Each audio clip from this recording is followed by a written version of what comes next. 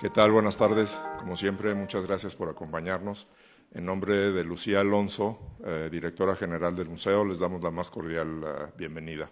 Quiero agradecer hoy la presencia de Claudia Núñez, directora ejecutiva de la Fundación Amparo, y a quien debemos el video de la Fundación de Proyecto Roberto, que no sé qué tanta gente está enterada de lo que hace la Fundación, entonces creo que es importante empezar ya a ver el brazo social y el brazo cultural. A mí me toca hoy que inauguramos los Huecos del Agua, proyecto que empezamos a comentar hace 4 años. Hablábamos con Itzel, empezó desde antes de la contingencia, que se tardó este tiempo, pero que creo que también funcionó a favor del proyecto. Estos 4 años han pasado muchas cosas, entonces creo que es un momento totalmente vigente para presentarlo. Creo que es importante y es uno de nuestros objetivos como institución, el presentar diferentes miradas, diferentes realidades, diferentes formas de trabajo, y creo que en ese sentido la exposición lo cumple a la perfección. Creo que es una exposición colectiva con más de 20 artistas, a quienes ahorita nombraré, y que funciona perfecto. Creo que nos da, ayer, y lo hablábamos ahorita, ayer estuvimos en una comida con algunos de los artistas, y las conversaciones son interesantes. Tenemos un pulso diferente de lo que sucede en otras partes, más allá de los lugares donde vivimos, y creo que eso es lo que quisiéramos fomentar, sembrar esa semilla, ese interés en buscar qué es lo que está pasando, cómo están pensando otras personas, cómo están trabajando. Entonces, me toca ahora sí la lista de agradecimientos, que es grande. La exposición la organizó en el 2019 el Museo Universitario del Chopo de la Universidad Nacional Autónoma de México. Agradezco a José Luis Paredes Pacho, el director de la misma, y obvio a Itzel, quien nos acompaña el día de hoy y con quien conversarán posteriormente. La Coordinación de Difusión Cultural de la UNAM, a Rosa Beltrán Álvarez, y a Fundación Jumex Arte Contemporáneo, quien fondeó parte de la investigación. A la Galería Quetzali, a la Galería Muy, a la Galería OMR, a Gaga Fine Arts, a Rosa Arteaga, Francisco de Parres Gómez y Teófilo Cohen, que son coleccionistas, gracias a quien podemos presentar el proyecto. Y finalmente, y principalmente, a los artistas, y me voy a aventar la lista, son varios, pero sí creo importante dar el crédito a quien lo merece, que son Ana Hernández, Fernando Palma, Carlos Martínez, Darío Canul y Cosijoesa Cernas del colectivo Tlacolulocos, Andy Medina, a Reyes Joaquín Maldonado, a Octavio Aguilar, José Ángel Santiago, Sabino Guizu, Noé Martínez, César Katzú, José Chitzul, Abraham Gómez, Mauro Pech, Maruch Santis, Humberto Gómez, Maruch Méndez, Baldomero Robles, Omar, Angélica, David, Gabriel, Gersam, Marta López, al colectivo de mujeres fotógrafas indígenas, Proyecto Fotográfico de Chiapas, Juana López López, y a Zapanteras Project. Es el trabajo de quienes veremos en salas, y con algunos de los artistas están presentes, entonces creo que es buena oportunidad para aprovechar y conocernos. Es al equipo del museo el reconocimiento de siempre, que son quienes están al pie del cañón para lograr estos proyectos. Creo que son lo que ven en los montajes, la iluminación, el equipo de seguridad, de comunicación, el mantenimiento de los edificios, es gracias a ellos que estamos en donde estamos y que las cosas funcionan. Bueno, ahora sí los dejo en la parte más interesante con Itzel. Muchas gracias. Gracias, Ramiro. Pues estoy súper emocionada de estar aquí con ustedes en la apertura de la exposición Los Huecos del Agua.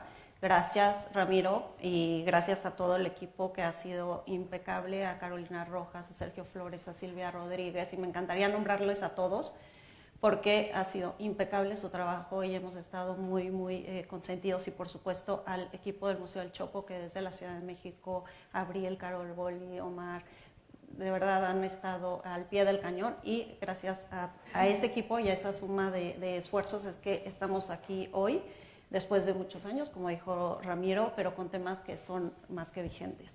Y obviamente de manera muy especial, que bueno que Ramiro ya les nombró a todos, a los artistas por su confianza en participar en este proyecto expositivo. En 2018 surgió entre el equipo de artes visuales del Chopo esta pregunta: ¿qué está pasando con el arte contemporáneo indígena? Definitivamente valía la pena intentar responderla, pero muy pronto esas categorías fueron insostenibles, empezando con el término indígena, ligado al colonizado, a una condición de marginación, constreñido a la idea de homogeneización. Si bien en términos de resistencia política es una acepción aceptada por algunos miembros de comunidades, lo aceptable es nombrarle a cada uno por su nombre: triquis, mazatecos, chontales, soques, ser específico. En segundo lugar, al ser el arte contemporáneo una categoría occidental otorgada por unos cuantos, resultó más natural enfocarnos en lo. De manera que Los Huecos del Agua presenta una selección de artistas que trabajan con la compleja reinvención de su presente y en algunos casos con legados de culturas anteriores a la llegada de los colonizadores españoles al territorio hoy conocido como México. El título deriva del concepto del pensamiento archipiélago de Eduard Glissant, quien fue un ensayista, poeta, dramaturgo de la Martinica. Él planteaba la necesidad de abordar una geografía en toda su diversidad y desde todos los resquicios. Les leo el fragmento de una conferencia que dio, de donde tomé el título. A través del pensamiento archipiélago podemos conocer indudablemente las más pequeñas piedras del río e imaginar los huecos del agua que éstas cubren, donde aún se albergan los cangrejos de agua dulce. El proyecto curatorial pretende dar cuenta de la vastedad de sus bagajes y sus planteamientos estéticos y conceptuales. Es así como se enuncia el reclamo por la castellanización forzada, la destrucción ambiental por la concesión de su territorio por parte del Estado, la anulación de su autonomía o la violencia racista a la que han sido sujetos. En el mundo actual existe un marcado interés por parte de artistas para abordar temas relacionados a la identidad.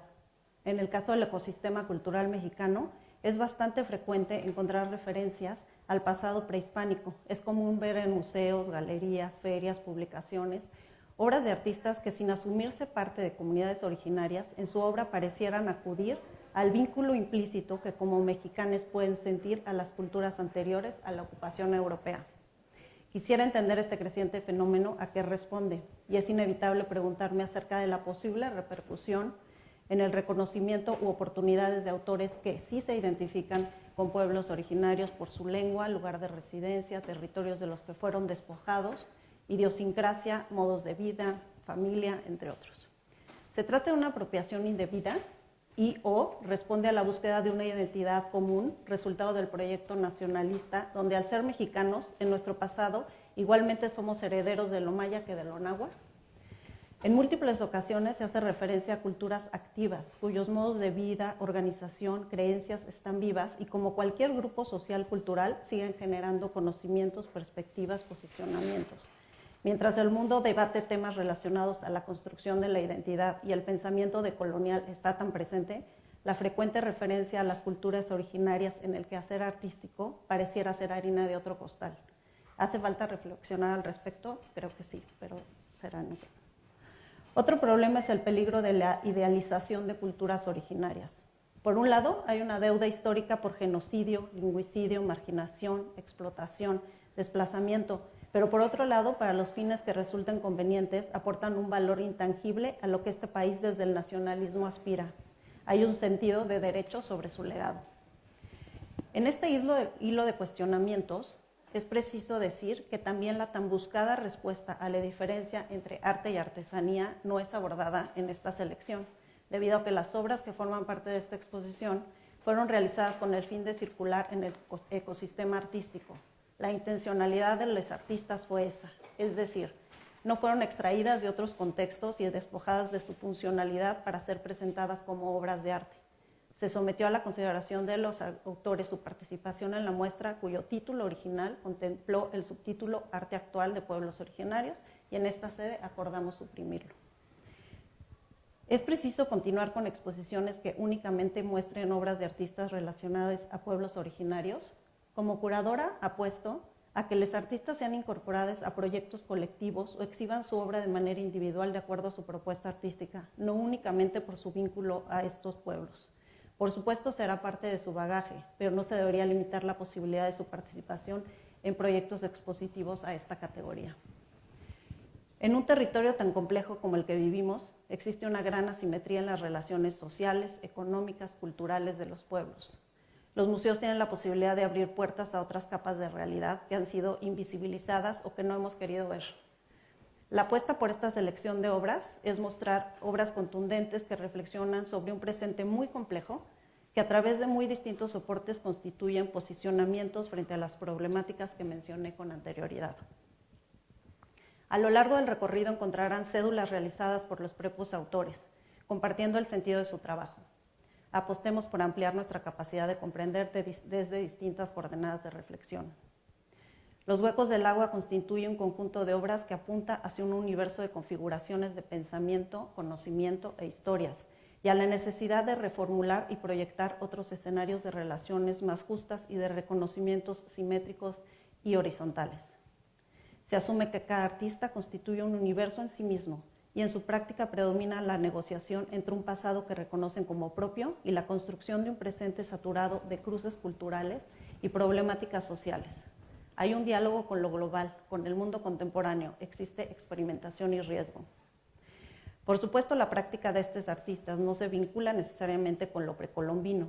El pensamiento y el modo de vida de los pueblos originarios no son estáticos ni están aislados. Conservan idiosincrasias, sentidos y actividades de culturas anteriores a la invasión de los peninsulares, pero continúa también la generación de saberes, manifestaciones culturales, perspectivas de vida comunal, intercambios intelectuales, políticos y sociales desde este presente. Les voy a platicar sobre algunas piezas que van a ver en la exposición. A propósito, no hubo una intención de establecer núcleos temáticos, pero durante la investigación sí fuimos encontrando algunas coincidencias temáticas y de esta manera se conformó el recorrido expositivo para facilitar la comprensión o el acercamiento a las piezas. El trabajo de Baldomero Robles es un buen ejemplo de estos cruces culturales. De estas fotografías, Baldomero comenta: poses internas que obligan a recordar y autorrepresentar, jóvenes zapotecos en continua transición con las tecnologías. Pero Baldomero toma escenarios domésticos, donde igual puede estar registrando rituales o sacrificios de animales, pero también aparecen jóvenes tocando la guitarra eléctrica con una computadora, con la bandera de México colgada y la Virgen de Guadalupe, ¿no? Entonces está haciendo un reflejo de esta complejidad de escenarios. En el caso de Ana Hernández de Santo Domingo, Tehuantepec, que está aquí con nosotros felizmente, ha desarrollado iniciativas alrededor de la recuperación de la vestimenta y los ornamentos del Istmo de Tehuantepec. Lluvia Dorada es la pieza que están viendo, es una pieza vertical que recupera la manufactura de un tocado de pelo hecho con papel dorado, procedimiento ya en desuso. Se dice que en el pasado estos tocados eran realizados con monedas de oro y una cadena. Ana Hernández ha comentado que para los zapotecas del Istmo de Tehuantepec la lluvia es sagrada y les ayuda a limpiar todos los males. Es indispensable para una buena siembra. La lluvia es mucho más importante que el oro. El oro a su vez se volvió un símbolo de fortaleza por encima de la riqueza. Lo que fue muy interesante con esta pieza es que cuando yo la conocí era una pieza de menor formato. Entonces le dije a Ana, no la necesitamos grande para la exposición. Entonces me comentaba Esquitzel, solamente ya hay 2 señoras que saben esta técnica y las señoras no se hablan. Entonces para realizar esta comisión se volvieron a acercar las señoras y no solo eso, lo transmitieron a su familia. Y ahora, ayer me comentaba Ana que ya en las festividades también ya lo están haciendo en gran formato. Inicialmente era un ornamento, un elemento que se utilizaba en el pelo que consistía en 3 piezas verticales y que Ana llevó a otra escala y que ahora ha sido recuperada y lo está utilizando más personas, y viene al caso con la plática que teníamos ayer que comentaba Ramiro, que tal vez se vuelve una nueva tradición, esta nueva escala propuesta por Ana, ¿no? Porque ayer nos cuestionábamos cuánto tiene que pasar para que suceda algo, para que lo concibamos como una tradición. En otra pieza de su autoría, el bordado Rutas de Ausencia aborda la sensación de pérdida y sufrimiento que conllevan los procesos migratorios. Aquí Hernández realizó un tejido con aguja de gancho, que representa el mapa de la República Mexicana, donde marca la distancia que la separa de su madre migrante. La única referencia de su localización fue una dirección postal en Estados Unidos que tanto para Hernández como para su madre solo representaba una referencia especial abstracta y que obviamente es reflejo pues, de todo lo que conllevan estos procesos migratorios. El vínculo con el medio ambiente y la referencia al ecocidio están presentes en autores como Sabino Bisú, de Juchitán de Zaragoza, que en su serie Dead Honey señala cómo la disminución de la población de abejas ha repercutido en el medio ambiente global. Por su parte, Fernando Palma, que también nos acompaña hoy, incorpora la robótica en su práctica artística para promover el regreso a conocimientos originarios y así incidir de manera positiva en los modos de vida actuales. Este posicionamiento también es ejercido desde el activismo a través del proyecto familiar comunitario Calpulli-Tecalco, iniciado hace 24 años por su madre como una red de lectura. Angélica y Fernando Palma, con otras voluntades, han orquestado la revitalización del conocimiento de los pueblos del sur de la cuenca del Anáhuac respecto a la enseñanza del náhuatl, su interacción con el medio ambiente, facilitan reservas naturales y sistemas agrícolas sustentables. El entendimiento del vínculo que existe entre los seres humanos y la naturaleza está presente en el concepto de comunalidad, trabajado por el antropólogo zapoteco Jaime Martínez Luna y el antropólogo Mije Floriberto Díaz Gómez. Les decía que todo el planteamiento curatorial intenta alejarse de, pues como de establecer características en común, pero lo cierto es que sí hay ciertas coincidencias y las coincidencias algunas veces están relacionadas con este concepto de comunalidad. Floriberto Díaz Gómez al respecto escribió: cada uno de los elementos de la naturaleza cumple una función necesaria dentro del todo y este concepto de integralidad está presente en todos los demás aspectos de nuestra vida.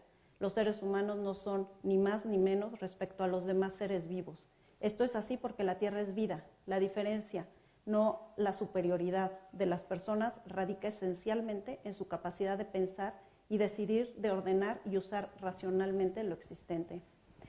En este sentido, Reyes Joaquín Maldonado, de Sinanché, Yucatán, en su pieza Horizontes, hace referencia al nombre que se le da a las distintas capas del subsuelo y toma como referencia las perforaciones del cráter de Chicxulub en Yucatán para extraer cilindros de roca que provean de información sobre la restauración de los ecosistemas después del impacto de un meteorito. El artista alude a la huella ecológica, resultado de modos de vida actuales y cómo impactan en la comunicación del subsuelo.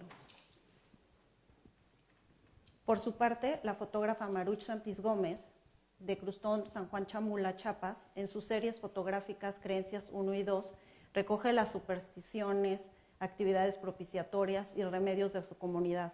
Las fotografías están montadas con textos en castellano y tzotzil. Algunos ejemplos son no sentar a los niños en un tronco o en una piedra, para curar a alguien que ronca mucho, que ahí puede ser pegarle con un guarache en la frente o meterle la cola de la lagartija en la nariz, o no apretar la trompa de un perrito ni darle tamal. En contraposición, Abraham Gómez, de San Juan Chamula, Chiapas, en la serie Le comenzó la locura, realizó una serie de autorretratos donde ejecuta actividades que de acuerdo a la superstición atentan contra su seguridad. Se trata de una afrenta y el cuestionamiento de estas creencias que a fin de evitar el mal, la enfermedad o la muerte, constituyen una especie de guía para protegerse de lo sobrenatural y favorecer a la suerte. Abraham me comentaba que realizó todo el registro de esta serie de actividades que lo ponían en peligro, se fue al campo a hacer el registro y su madre le pedía que parara porque se estaba poniendo en peligro y todo el tiempo lo estaba acompañando un perro. Ese día tuvo un accidente muy grave y estuvo a punto de morir. Cuando se recuperó, la mamá le dijo: tenías a tu mensajero diciéndote que te cuidaras. Y lo que es interesante es que si bien Abraham está dialogando pues como una afrenta contra estos modos de pensamiento, él incorpora a la serie al perrito que lo estaba siguiendo y con el título El mensajero.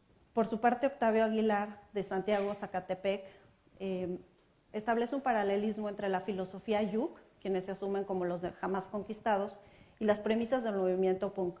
El do it yourself y la autonomía son desplegados en blusas bordadas, parches y esténciles con una mezcla de múltiples referentes que van desde la iconografía prehispánica hasta un retrato de Gandhi. La alusión a la supervivencia es abordada en el video Danza 8, donde la imagen de un escarabajo luchando por voltearse se multiplica a varios cuadros, como una metáfora de la relación entre procesos individuales y colectivos. Aguilar representa esta batalla con la marcha fúnebre Tres Marías, tradicional en la festividad del Día de Muertos en gran parte de la región Mije. El sonido enmarca un futuro incierto para los pueblos originarios, lo cito, una elegía de la situación a la que se ven sometidos estos pueblos para sobrevivir o mejorar sus condiciones de vida. En Xetú, Camino del Sol o Transcurso del Día, 2 relojes despertadores de factura china son intervenidos, uno con la inscripción Ku Hieu, mediodía, y otro Sub, medianoche, perdón por la pronunciación.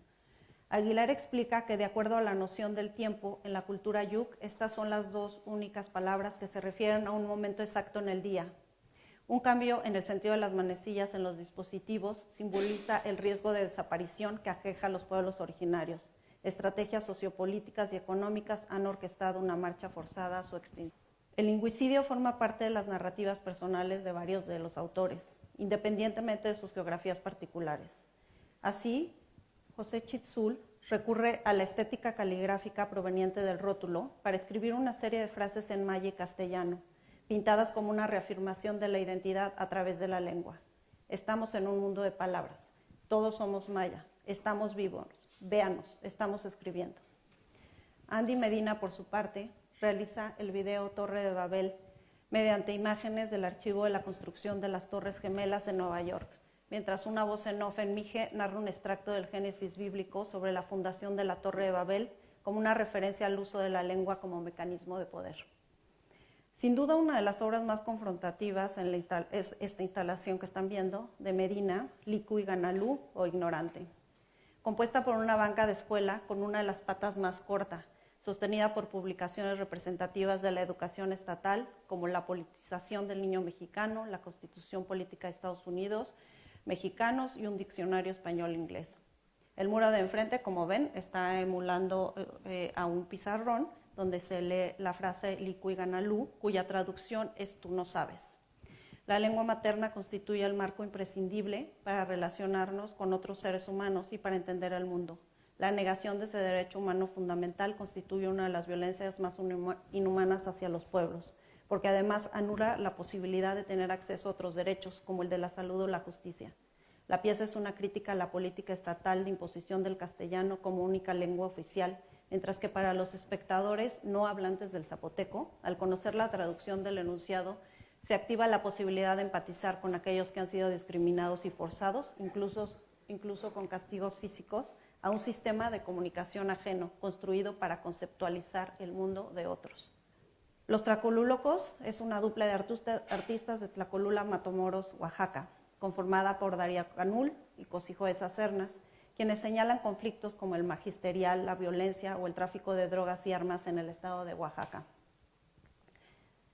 Las principales protagonistas de sus lienzos y murales son las mujeres, siempre en actitud combativa, ataviadas en trajes de región y tenis de marcas norteamericanas, tatuajes y celulares. La mezcla de referentes inesperados potencian la representación de estos territorios de cruce, como en sus sacas 47, pintadas sobre petate o ensambladas con molinos de chocolate o piedras cercanas a las ruinas de Monte Albán. En cuanto al desplazamiento forzado de territorios, el artista César Catzú López, en su obra Los espíritus del río San Pedro Xochitlahuaca, Guerrero, aborda el concepto de espiritualidad desde la cultura de los amuzgos de la Costa Chica de Guerrero. En el 2016 en Xochitlahuaca surgió un movimiento en defensa del territorio. Algunas empresas años anteriores venían explotando los bienes naturales del territorio en complicidad con el gobierno estatal y federal. Carlos Martínez, por su parte, en Escultura Territorial, un comentario romántico sobre una escena extractivista, coloca en el muro una reproducción del pintor Eugenio Landesio, en el que registra trabajadores de una compañía minera saliendo del volcán Popocatépetl después de extraer azufre. La cerca que rodea la imagen es comúnmente utilizada por campesinos ejidatarios y guardabosques para prohibir el paso a los talamontes. La prohibición de libre tránsito hace referencia al problema de territorialidad. La obra de Martínez También hace un comentario de los artistas viajeros del siglo XIX, que en su tarea de documentar el paisaje dejaron registro de escenas extractivistas desde la ocupación europea. Otra de las obras más contundentes, sin duda, es el textil colectivo Zapantera Negra. En palabras de Francisco de Parrés, este proyecto nació por el interés de Emory Douglas, exministro de Cultura del movimiento Black Panthers, que en los años 70 demandó la igualdad de los derechos de la comunidad negra en Estados Unidos, Caleb Duarte y Mia Rollo. El objetivo fue encontrar paralelismos estéticos, políticos e ideológicos que comparten las panteras negras en Estados Unidos y el Ejército Zapatista de Liberación Nacional en México. Las coincidencias radican en la exigencia de justicia, democracia, libertad y anticapitalismo, tanto en las comunidades afrodescendientes en Estados Unidos como en los pueblos originarios de México. Los artistas seleccionados aluden a las tensiones que existen entre comunidades originarias y el Estado. Señalan una historia continua de resistencia frente a la explotación y minorización de estos pueblos. La idealización y celebración de la multiculturalidad ha resultado también en la apropiación indebida de sus patrimonios, a conveniencia de un proyecto nacionalista unívoco, reflejando la relación asimétrica con el poder del Estado. Debemos seguir trabajando en la escucha, desaprender certezas y formular preguntas sobre lo que asumimos de los otros. No existen desventajas por naturaleza. Es necesario construir desde la equidad.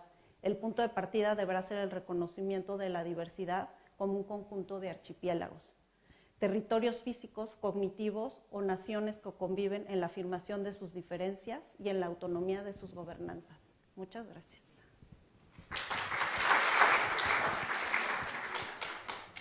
Sí, bueno, muy buenas tardes.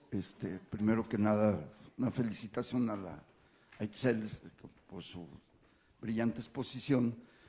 En realidad, solamente en cuanto hoy que está muy de moda, bueno, moda entre comillas, no es tanto una moda ideológica, pero sí la crítica al mito de la modernidad, tanto que ha puesto otra vez en el tapete de las discusiones Enrique Dussel.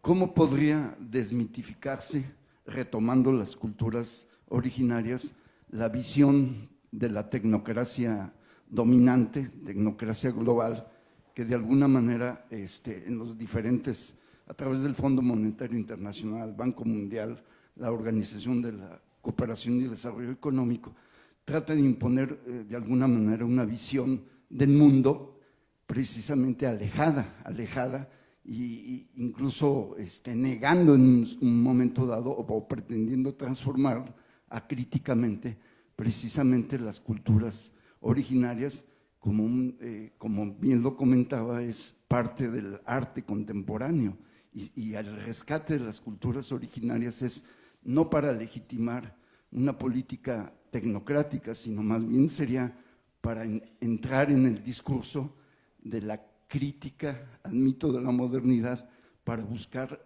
como diría Enrique Dussel, la transmodernidad. Esa sería mi pregunta. Gracias. Bueno, lo que yo creo es que cada pueblo, cada comunidad, en este caso cada artista es dueño de su propio discurso, y lo que tenemos que hacer es aprender a escuchar y no tratar de interpretar ni darle voz a quien la tiene, ¿me explico? Entonces creo que en ese sentido pues cambiar, como yo decía, los sistemas, en la manera en la que nos relacionamos unos con otros, en este caso en este territorio, que somos como muchos países en uno, y hemos entendido a las diferentes comunidades y a los diferentes pueblos como si fueran uno, y desde ahí hay un problema. Y hay un problema desde que somos un país donde al mismo tiempo que hay campañas para el rescate de las lenguas, se siguen desplazando de manera forzada de sus territorios, sigue habiendo proyectos extractivistas avalados por el Estado y por las empresas. Entonces creo que son temas sociales, políticos muy complejos, pero creo que yo empezaría por no intentar hablar por los demás, ¿no? Esto se trata de un proyecto expositivo que justo apunta hacia la individualidad, hacia no entender a los artistas que están aquí como un bloque, ¿no? No lo son, cada uno habla a partir de sus historias, y por eso Cuando platicamos sobre esta exposición decimos relacionados a pueblos originarios, porque no necesariamente van a hablar una lengua o no necesariamente van a hablar en un territorio que se reconoce. Tratan temas que de alguna manera se vinculan con un pasado, ¿no? Pero desde distintos posicionamientos.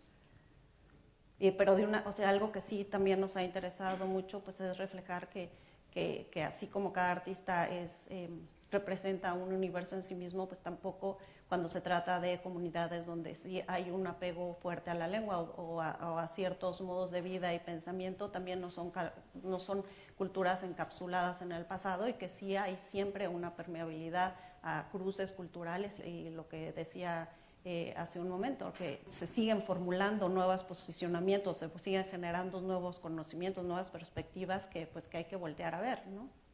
Bueno, algo que les invito a que hagan es que todas las obras están acompañadas de comentarios de los propios autores, y pues quién mejor que ellos para explicar su trabajo. Como decía, pues no se trata de traducir nada, la intención de cada artista está puesta en esos comentarios que están al lado de cada una de las obras. Sí, bueno, se me hace bastante interesante que puedan tomar este tipo de temas en museos, en lugares donde hay más como oportunidades de ser vistos.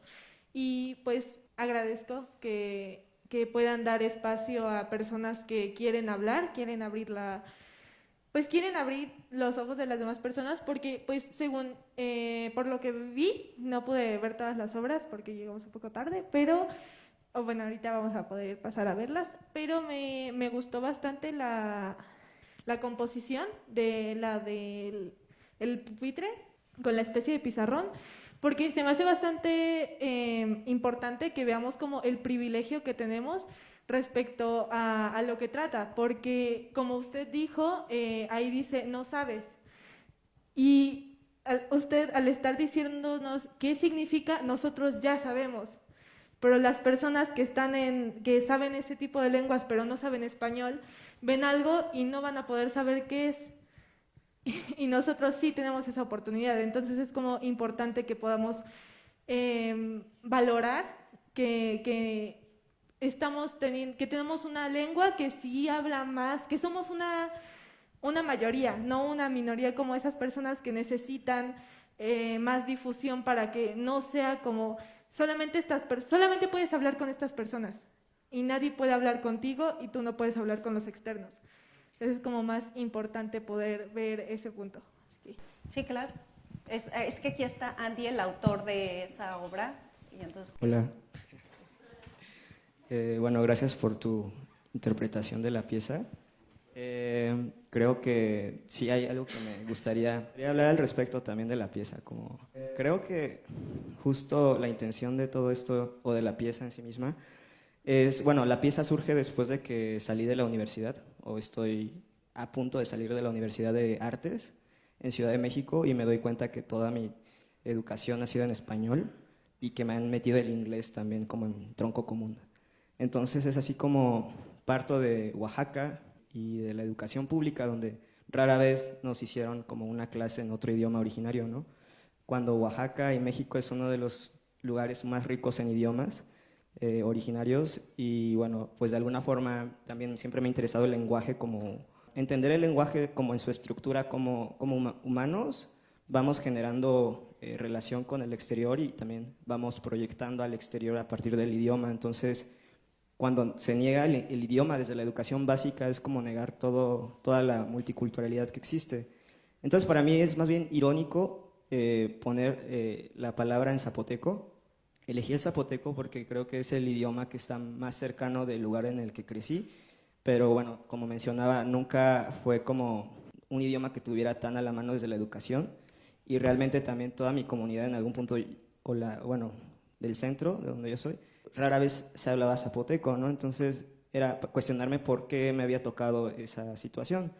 Y respecto a eso, pues fue como confrontar a quien lee la palabra Liquiganalú, que es tú no sabes, ¿no? Y que la idea era como realmente quien no pudiera leerlo fuera esa persona, ¿no? Entonces más bien va dirigida a la gente que habla hispana o cualquier otro idioma, pero es como una metáfora o una retórica de como confrontarte con una situación que se ve en todos los lugares de pueblos originarios, ¿no? O sea, como que más bien es tratar de desplegar esa situación, esa problemática y confrontarte realmente con eso. También hay una serie de grabados que son traducciones de varios idiomas, y la idea que es como justamente que quien no puede leer el idioma originario no tenga esas herramientas lingüísticas de traducir o leer qué es lo que dice. Entonces, pues bueno, de ahí parte todo esto. Y más que privilegio, respecto al español, yo no lo vería como un privilegio como tal, sino más bien como cuestionarnos cuál es toda nuestra estructura lingüística e ideológica, política, económica que nos ha permeado y ver de qué forma podemos cuestionarlo y deconstruirlo, ¿no? Desde ya entendiendo de dónde somos y pues sí, pues todo eso. Bueno, nada más para redondear, el pensamiento archipiélago sería una forma de desmitificar las culturas dominantes por parte de la visión economicista de la Organización para la Cooperación y el Desarrollo Económico, en contraste con una visión más incluyente que sí tendría la UNESCO, la Organización de las Naciones Unidas para la Educación, la Ciencia y la Cultura, que quisieron desmantelar, afortunadamente sigue estando de pie. Bueno, eso sería un comentario, una pregunta. El pensamiento archipiélago sí estaría más adelante de este mito de la modernidad que habla Dussel. El pensamiento archipiélago lo que propone es no ver al mundo como bloque, es verlo desde distintas perspectivas para entender distintas capas de realidad. Muchas gracias. Buenas tardes. Tengo una duda, y perdón, no sé si lo mencionó al inicio, llegué un poquito tarde y tengo esa duda, esa inquietud. Como en esta obra, precisamente esta foto, tengo la duda si el mismo autor o el mismo artista que hace es una foto, replica con objetos en 3D o en reales. ¿Es el mismo artista el que hace ese tipo de trabajo? Y en caso de que no, ¿qué es lo que inspira al otro artista al replicarla, ese tipo de foto? Sí, es el mismo artista. Y algo que van a ver en la exposición es que hay varios autores, por ejemplo, como Ana o como Octavio Aguilar, que participan con diferentes formatos, con formatos muy distintos y con temáticas diferentes también. Pero en este caso que preguntas, que es la obra relacionada al río Xochitlahuaca, es de César Katsu, que es el mismo artista, y hace dos acercamientos a ese problema. Él hace referencia al mundo espiritual y a rituales, también como mecanismos de resistencia frente al desplazamiento o al extractivismo. Desplazamiento de territorio o el extractivismo, y es frente al río, y él decide dar estas dos salidas a esa pieza, que es mediante una instalación. Ahorita van a ver, esta es una fotografía de montaje, tiene arena, también como replicando el contexto en el que fue creada la acción que registró en la fotografía.